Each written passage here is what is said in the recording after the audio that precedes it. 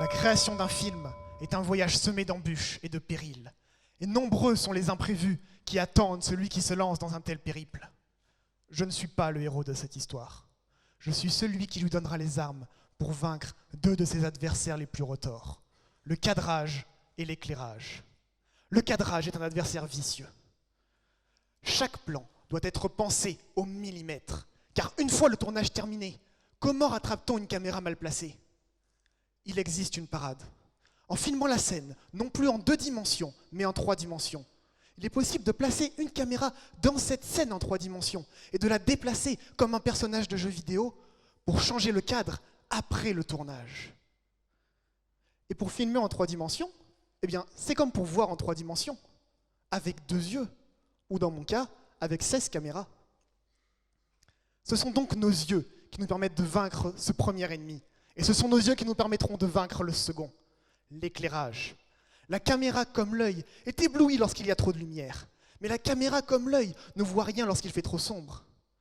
Mais la caméra comme l'œil peut s'adapter à ce problème.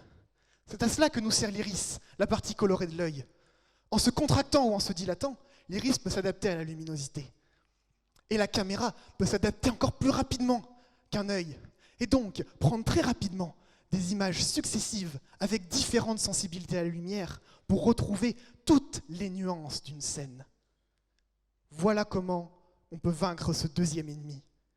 Et il est vaincu si facilement que ce dont je viens de vous parler est la fonction HDR de votre appareil photo ou de votre téléphone portable. Ces 2 ennemis peuvent donc être vaincus, séparément. Mais c'est ensemble qu'ils sont les plus dangereux. Si je veux filmer à la fois quelqu'un sous la lumière des projecteurs et quelqu'un tapi dans l'ombre, ce qu'il me faudrait, c'est un iris contracté et un iris dilaté. Bon, ça, pour un œil, c'est compliqué. Et pour une caméra, pas de problème, c'est facile. Bon, bah si c'est facile, tout va bien. Merci de votre attention. Sauf que, il n'y a pas que l'œil qui permet de voir. Il y a aussi le cerveau. Mais pour les caméras, c'est quoi le cerveau ? Le cerveau, c'est mon travail.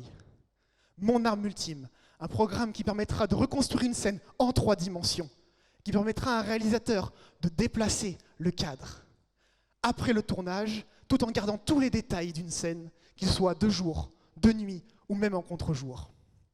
Ma quête pour créer cette arme avance.